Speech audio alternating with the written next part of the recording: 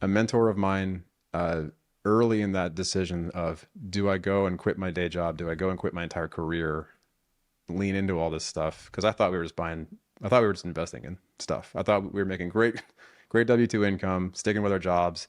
I'm not one of those people who dogs on the W-2 world. I know that's very popular within the real estate investing community. Nothing wrong with that. I had an overall great experience in my W-2 career. It was freaking hard sometimes, but we could have kept doing that. And ultimately, a mentor was like, what kind of state do you live in? Are you going to move again? Are you going to move to a market where you're going to become a sponsor? Are you going to move to a market in Texas? Are you going to move to Georgia? Are you going to move to North Carolina? Because those are deal states. He's like, you live in a money state. Listen, everybody, we all know that real estate is the most proven way to build wealth. But why isn't everyone wealthy from real estate then? It's hard to know where to start, and most of the education out there is just complete trash, and you end up investing your money on a series of courses instead of in real estate. That's not how this podcast works. We give you the blueprint to successful real estate investing and bring on guests actually willing to share their secrets. I started my real estate investing journey as a freshman in college when I bought my first duplex and have been in the trenches doing deals ever since. And today, I now own hundreds of millions of dollars of investment property. On this podcast, you will learn what you actually need to know to be a successful active or passive real estate investor. And we'll offer our takes on what's happening today so you can navigate this market and build wealth. I'm Drew Brenneman, and this is the Brenneman Blueprint. All right, Spencer Hilligoss, the CEO of Madison Investing, is on the podcast today. So Madison Investing is a real estate investment club with a singular mission to help busy, successful professionals invest passively and to secure their most valuable asset of all, time. So welcome, Spencer. Happy to have you on. Drew, honored to be here. Thanks so much for having me. Really excited about it. Yeah, we just, right before we hit record, started having a fun conversation, but we're like, yeah, we definitely need to get the mics turned on and get this going. But yeah, I think in 2019 you retired from working in tech, and now you have a full-time investing club. So why don't you, if you want to tell me maybe a little bit more how you got going in real estate, I think that would be probably the best place to jump off. Yeah, I mean, happy to. And I think you hit the key kind of turning point, right? Which was 5 months before COVID. I retired, quote unquote, from my 13-year tech career. Real quick, I have to mention this because it's so top of mind as well, Drew. Not that long ago, about a few weeks ago, the whole family and I, so Jennifer, who's my wife and co-founder, COO of our club, and our two young boys, we just got back from spending and living in Portugal for 6 weeks, and we'd never done anything like that. It's a kind of mobility I never really could have envisioned even possible when I was working full time, but we're looking to do a lot more of that throughout the coming years. And I bring that up because I look at it like, wow, all this investing stuff that you and I just nerded out on before we hit record today, all this passive investing, active investing, financial freedom, passive income stuff that we talk shop about all day. And, we're talking about posting on LinkedIn, posting on social media. This is really what it's all about. And so I wanted to bring that up, that done right, it's not really about, frankly, it's not about the money. It's about what the money can do. And that was a great event, and we're looking to do more of that. So diatribe complete. So I actually grew up in a real estate household. I don't bring it up very often, but my dad was a real estate broker for 30 years in the Bay Area, California. So I was working open houses for him. I mean, I was cleaning out fridges at rentals, and I was doing that when I was pretty young. Technically I started at the age of 6 in real estate. I don't think I learned a whole lot at that point. There's a couple photos of me sitting on plots of land he was selling around that area, but really that kind of scared me into tech companies. Yeah. You get a little better work-life balance maybe in tech than as a realtor. It's also, as silly as it sounds too, Drew, it's just like not the cool thing to say in Silicon Valley to your friends, right? Yeah. You're like, oh, it's working for my dad's company this weekend, as opposed to, ooh, I'm going to go work for this, high tech, fast growth rocket ship company, which sounds way cooler. Not exactly the wisest decision making career wise at the time, of course, but that was a 13-year journey for me going through tech. As a kid who played in punk rock and metal bands growing up and wasn't very business oriented, to say the least, I would say that that's a surprising thing to get interested in management, leadership. Found myself going through financial tech companies like Intuit, they make QuickBooks, TurboTax, etc. And then I worked through four other competitors in that same space. It's solving problems for small businesses, looking for bigger challenges. And so coming out the other side of that, in 2016 or so, this is a few years before I pulled the ripcord to leave my W-2 job behind. Jennifer and I had our own careers. We were making strong W-2 income.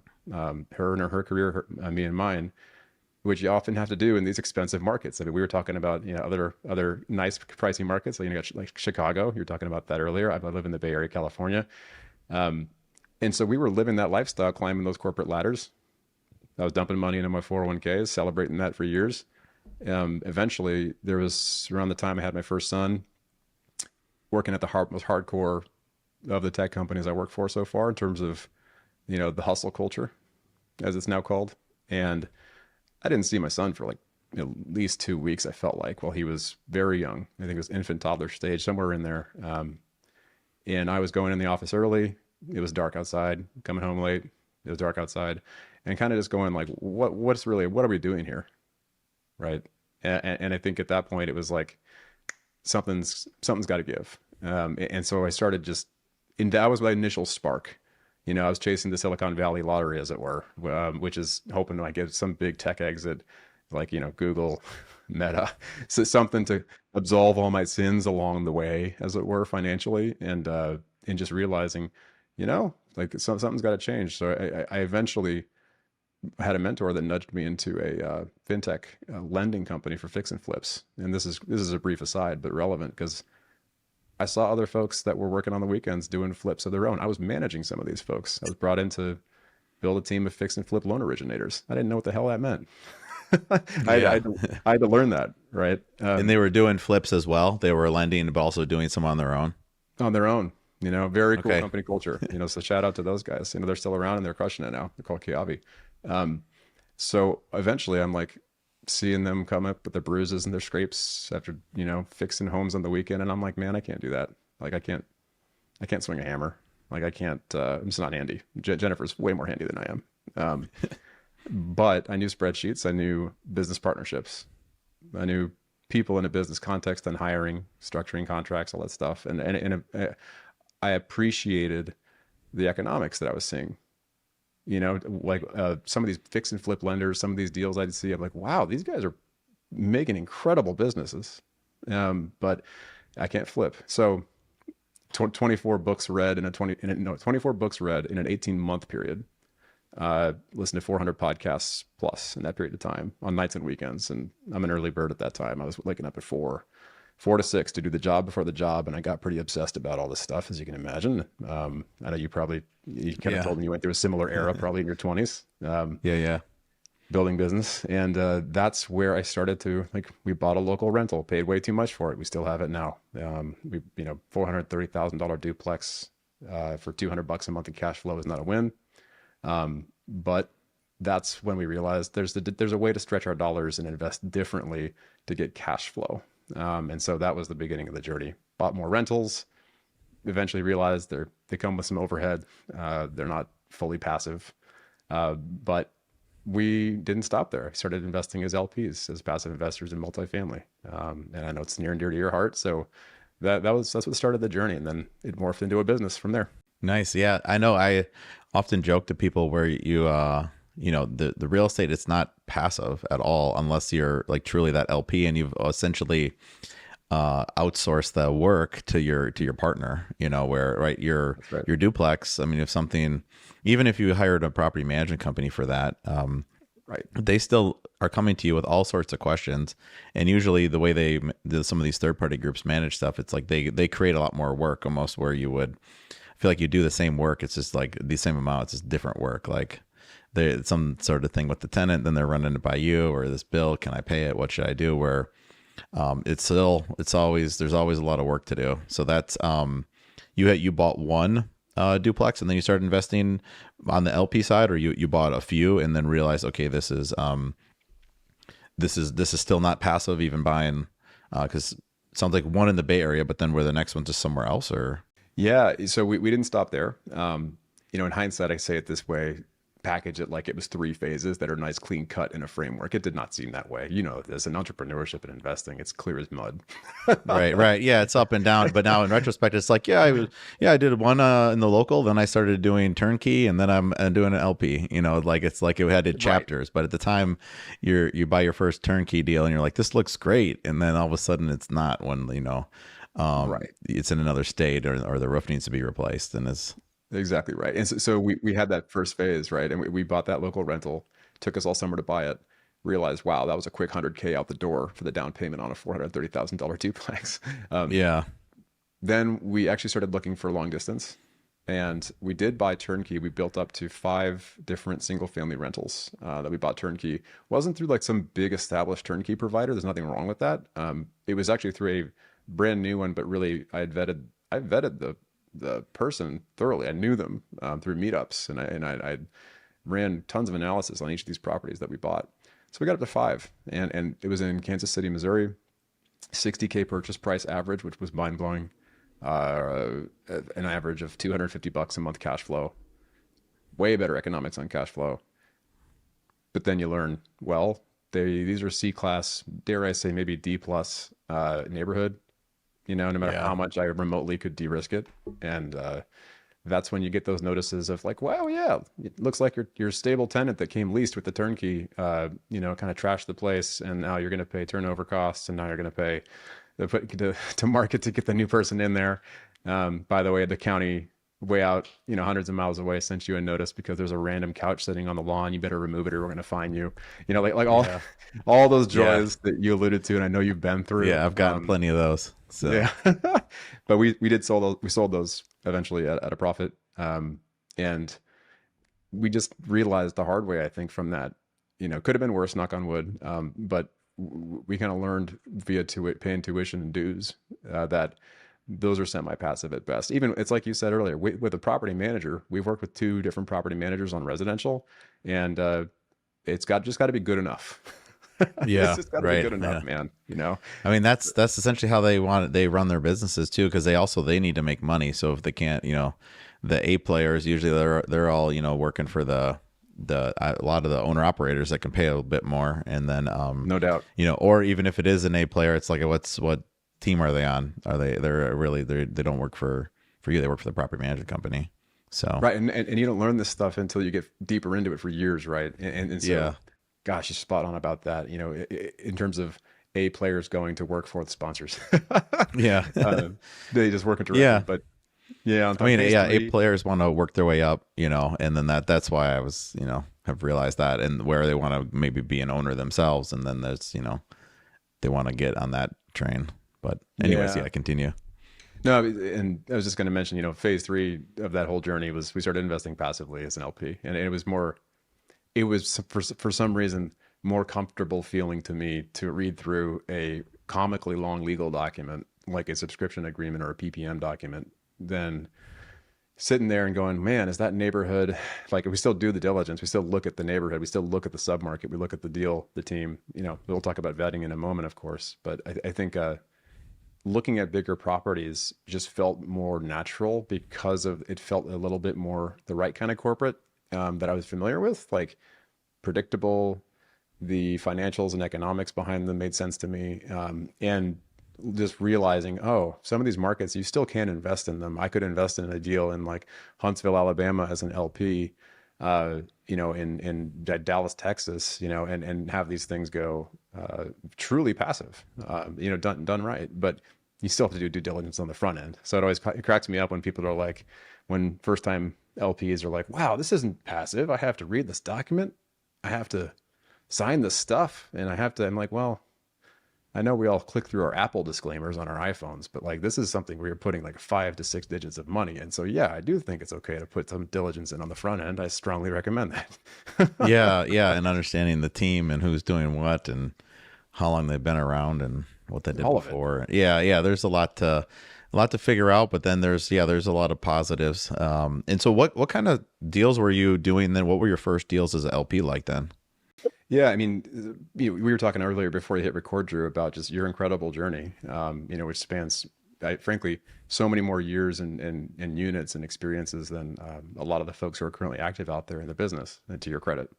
And I'm not just trying to make you blush. Those are just the facts. And I think I feel fortunate. We started investing before, a couple of years before COVID. We started doing all this stuff around 2016, 2017. So the first one I did was in Alabama, and then we did some in Texas. And these were like multifamily, B class, some C class at first, and they were value add, and they went well.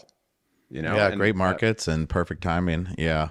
I mean, yeah, for all Alabama, people reasons. don't know. I mean, Huntsville, there's a lot of growth there and all NASA and all their stuff there. I mean, that's a great market. Yeah, Yeah, I mean, that's but a lot of the Sun Belt, like I'm a fan of so many markets within the Sun Belt, but we focused intensely on Texas, specifically in Dallas. I know you're sitting in Texas right now, so big fan of Texas from an investing perspective.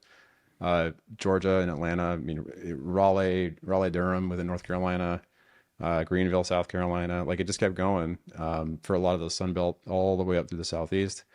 But also some in, like, I used to live in Colorado for 10 years, very, very biased toward Colorado. I love it there. It's a special place in our hearts. But also in terms of investing, fan of Colorado, fan of some of those mountain regions. I know that these are cyclical markets, but at the same time, they're also beautiful and very easy to attract people who are flooding in. So it's like, I think still attractive to me now under the right conditions on the right deal with the right team.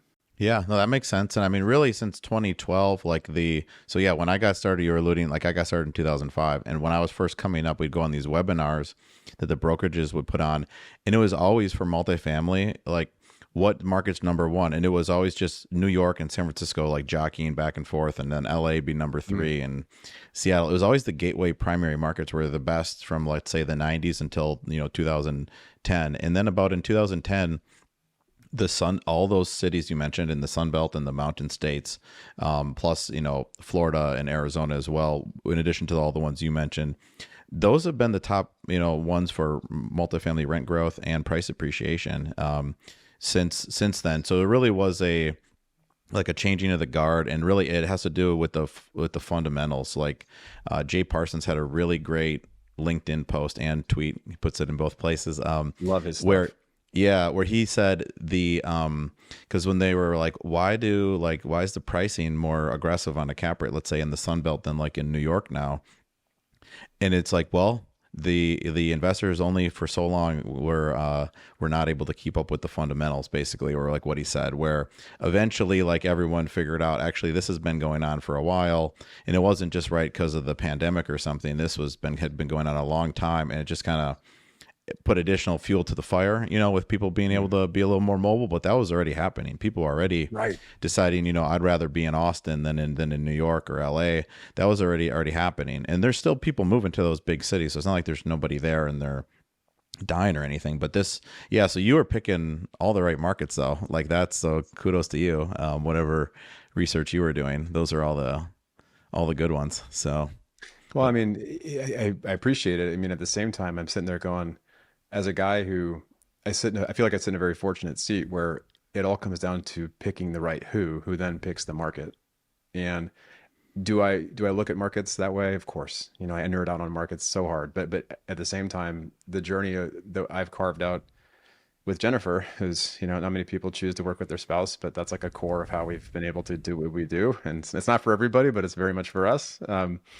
Is like, we look at this like, well, a mentor of mine, early in that decision of, do I go and quit my day job? Do I go and quit my entire career, lean into all this stuff? Because I thought we were just investing in stuff. I thought we were making great W-2 income, sticking with our jobs.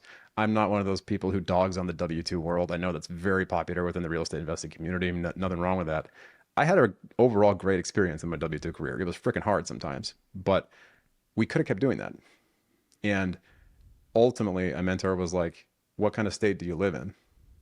Are you going to move again? Are you going to move to a market where you're going to become a sponsor? Are you going to move to a market in Texas? Are you going to move to Georgia? Are you going to move to North Carolina?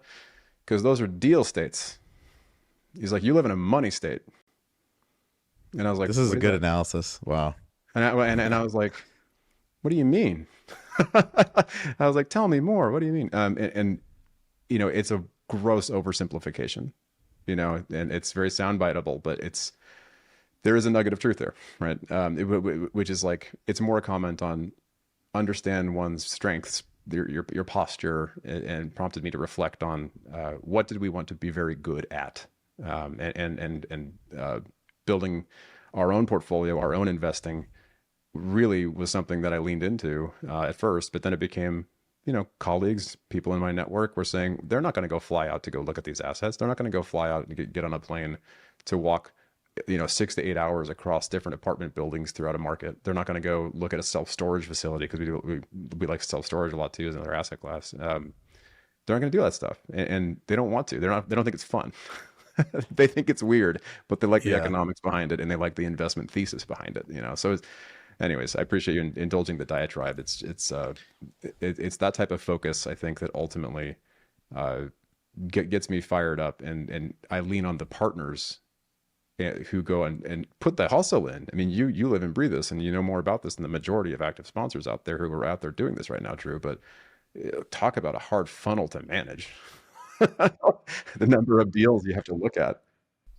Yeah, that's true. And that analysis from your mentor, that's really spot on. I had a moment where he guessed my move to Austin for a second. So I moved in April this year. I'd been in Chicago for 11 years Congratulations. prior. And yeah, thanks. And in May, I went to my friend's wedding, and he lives in Newport Beach, and on our hotel room was facing PCH, and all the Lambos and stuff were going by all the time. And I'm sitting here thinking, maybe I should have moved here. And then this would have been like, seem like it would be, you're away from the deals, but you seem like raising money should be pretty easy with all these yachts outside and the Ferraris going by.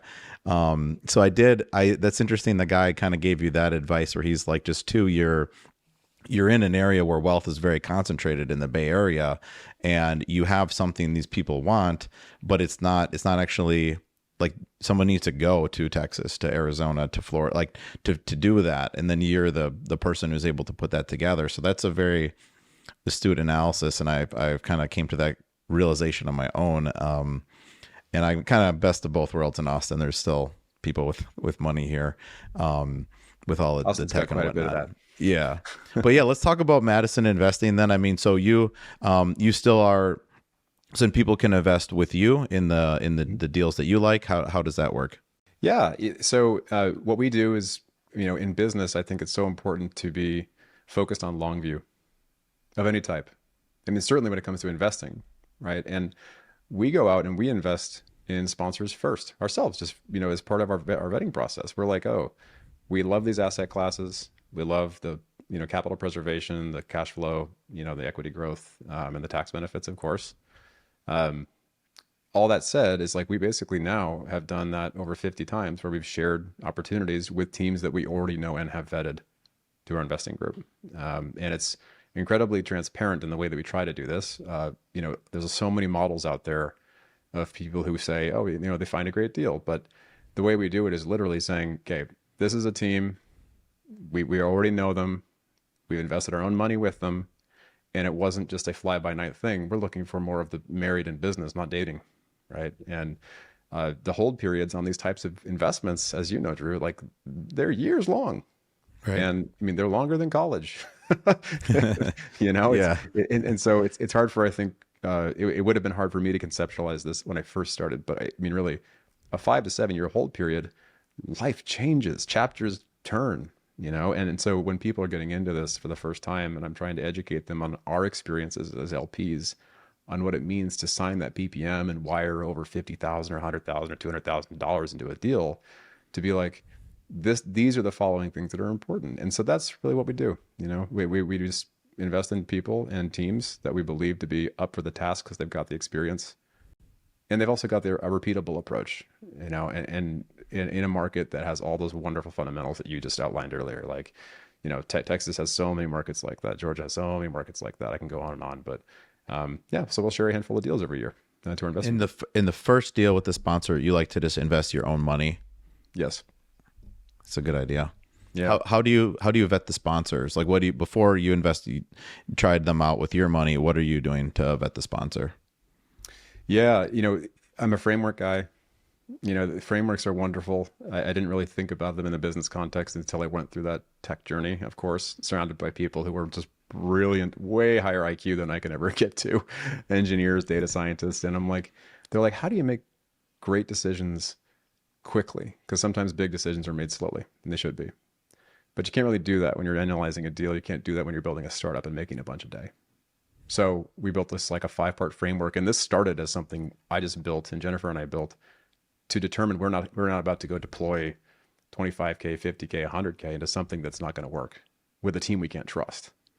So it was 5 parts. I'll use my hands, but for folks on audio, I'll just say it out loud. Team. So we look at the team, we look at track record, we look at approach, we look at the communications, and we look at their values. And there's a nerdy spreadsheet that kind of sub bullets out what are the actual guidelines and criteria beneath each of those. But if I had to sum it up quickly, track record, that's really ideally going to be, have they gone full cycle? Has this team that's managing and buying this big property in this state hundreds of miles away, have they done this before? It's not rocket science, but have they done it before? And how did it go? I think there's a really important distinction though right now, Drew. You could probably attest to this. Is like a track record doesn't just mean does the team have exits. I think that could be very misleading after a couple really good years in the economy, especially around 2021. Hell of a year. Yeah. Hell of a year. So you can see a sponsor with a great track record, but the question right below that is, what is the approach? And I think about this from the lens of my former tech career. Like, if a person does something, if a leader builds a new business unit in a company, if an entrepreneur builds a product or launches a product, they're going to have a way of doing things. They're going to have an approach, a process. If someone's actually done it themselves or built a team to do it, they'll have a repeatable process. And, there's different ways that we can kind of tease that out with a sponsor, but we just want to make sure, okay, track record means they went and did this thing. They bought some buildings, improved the buildings, and sold the buildings at a profit, or refied them out, or brought their investors along with it, or whatever. A developer, they had a vision, they built the thing, they built the building, sold the building at a profit. So pick your poison. Ultimately, we just want to make sure that wherever the soup was made, that it wasn't a fluke the first time they made that figurative soup. They actually know the recipe that went into it and how they prepared it. And I will go further down the food analogy. I need to eat lunch. And those things matter. What kind of approach are you looking for then? Is there a specific thing you're looking for? Or? I think without getting too nitty gritty, here's an example on value add. We've done a lot of value add, multifamily and storage, self-storage deals too.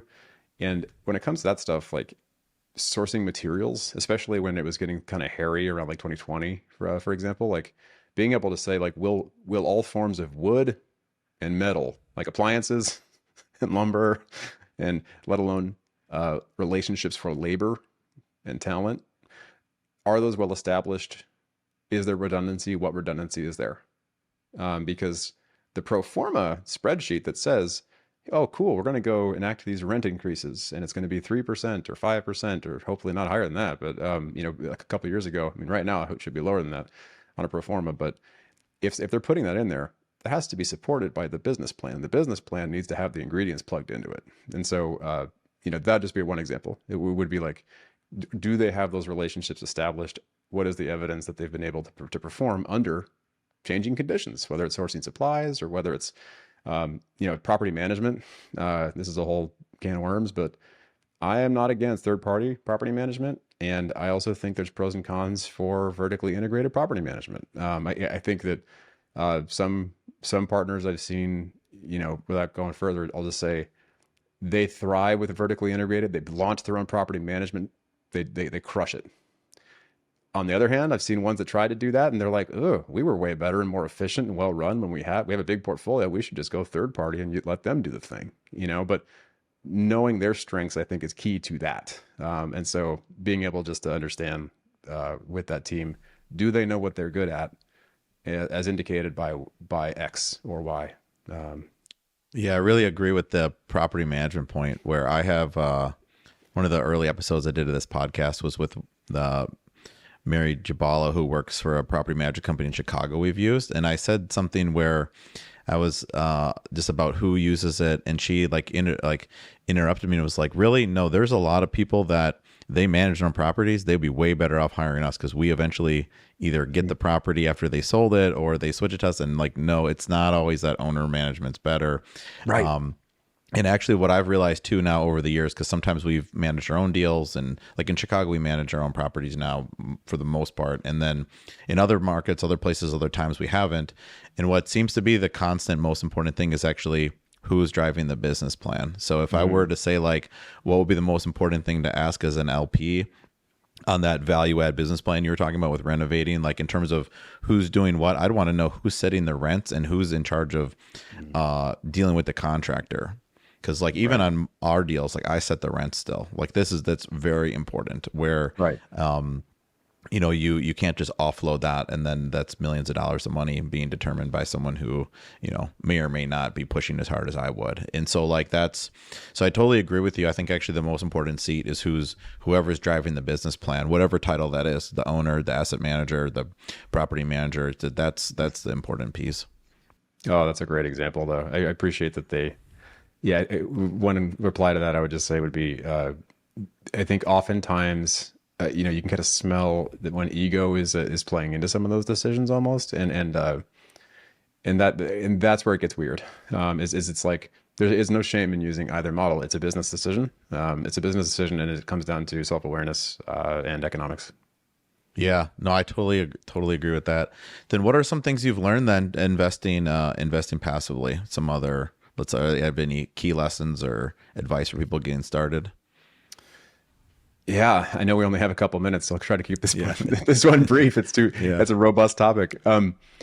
Number one, it sounds so incredibly simple, but I come back to it before we wire money. Ask oneself, and I ask myself this, like, what's the goal for the money? It's like, what's the goal for the money? And I think there's a comment on growth. Like if someone is wanting to go and grow, like if they are working full time and they have not set that goal of saying, I'm investing passively. This is like an example of a profile that is probably the most common for people who are looking to invest passively as an LP, specifically in multifamily in the year 2023 and in recent years. Is like, oh, I want passive income because I've seen a Facebook ad, or I heard about it from a friend, or rentals sound cool, but they sound like a lot of work, all of which are true. But sitting there and saying, well, why are you investing for this? Oh, person one, you make $300,000 a year at a tech company. You want to invest for cash flow. Cool. Why? Oh, well, I'm not sure. I heard it's a really good way to diversify. Be like, okay, well, that statement doesn't make a lot of sense, and I don't judge you for it. I used to say things like that too. You are diversifying, but really what I think you're saying is you want to go and grow your net worth. You want to grow your portfolio. So are you trying to pivot out of your job? Are you trying to retire or spend more time with your kids, that your growing family, maybe in 5, 7, 10 years? In working through those questions, I think is really important. Like, what's the goal for the money? Time-bound goals, simple as it sounds. I didn't have this figured out when I first started, but Jennifer and I did take a literal whole weekend in 2016 and said, how much monthly passive income do we want to have and by what year milestone? And that was hard. That literally had tears involved and reconciliation in the same weekend. And the sitter was hired so we could have some privacy to have these discussions, and walls covered in sticky notes. It got real, man. And like, I'm not trying to scare people away with it, but I'm just saying, like, it's easy to wire funds into a deal. It is not easy to invest towards something that is specific and measurable. So my first advice for people getting into it would be like really sit there and think about it, and do it in a asset class agnostic way if you can. I'm partial to multifamily. That's the biggest chunk of our portfolio. In alternative assets, I'm partial towards storage, but multifamily is the biggest. But pause and ask yourself, are you going for cash flow? Or are you going to be working with a high paid job for the next decade and you're really, really stable employment? Why do you need cash flow? It's these questions that matter. We have this in our passive investing guidebook on our website, where it's going through the same thing where you need to match up the investment with your actual goal. we didn't have a time bound piece on it, but I always like to give extreme examples. Like if you're a cash flow gal, like why you don't invest in any development deals. There's no cash flow. They build it, Right. they sell it, but if you don't need, if you're that example you gave, you're a young person in tech, where you're trying to like build wealth and maybe, escape the rat race at some point. Yeah. $200 a month of cash flow is not going to help with that. You're going to need to build the snowball and like, yeah, no, that's a great tip. Well, nice. Well, yeah, let's leave it there, Spencer. I mean, I appreciate you coming on. How can people get in touch with you? They want to learn more or maybe invest with you. What should they do? Yeah, and thank you. This has been a blast, Drew. Before we hit record and during. So we have a appreciate website. it. Yeah, we have a website at madisoninvesting.com. So folks can come in. We have some educational content every month, newsletter, but also they can set up an appointment with me just to be a sounding board if they want to. It's a no pitch thing, and see if they want to join our investing club. So yeah, come check it out. Perfect. All right. Thanks, Spencer. Appreciate it. Yeah, thank you, Drew. If you learned something from today's show, leave a review and hit that subscribe button wherever you enjoy your podcast. Dive deeper into real estate investing on Brenneman Capital's website, brenneman.com, where we have numerous free resources and information that can help both active and passive real estate investors. Accredited investors can get started today as a passive investor in our multifamily investment opportunities by hitting the Invest Now button on our website. The views and opinions expressed in this podcast are those of Drew Brenneman and guests as of the date of recording and do not purport to reflect the views or opinions of Brenneman Capital LLC and its subsidiaries. Views and opinions are provided for informational purposes only and should not be relied upon or deemed as investment or tax advice or an offer to buy or sell securities. The speaker cannot be held responsible for any direct or incidental loss incurred by applying any of the information offered.